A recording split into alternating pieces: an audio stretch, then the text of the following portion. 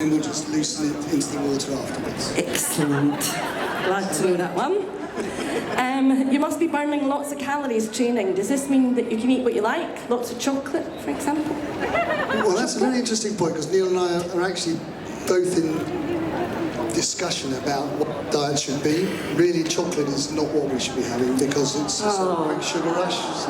We're being told that we should be taking this new keto diet, which is high protein, low carbs, and that'll make us last, but we need to decide whether that's good for us or not. But we might have some chocolate, it depends on the diet, but probably not too much. Okay, and how many hours sleep do you both get? That's a good question and a difficult answer. So we row for, we hope, 50 days, and one of us rowing at the time. Most of the time, it'll be 2 hours on, 2 hours off for 50 days. Wow. So in those 2 hours off, you've got to clean yourself, which is very important to keep the body clean, and sores on the body and everything else to stop them getting infections. You've got to eat your food, and you've got to try and sleep as well, and then come back on and take over. So you don't row together, you just do 2 hours each? We will row together sometimes when we feel up to it, but so I'm sure we'll probably end up doing maybe 14, 16 hours a day total, but general principle is 2 on, 2 off. Okay, okay.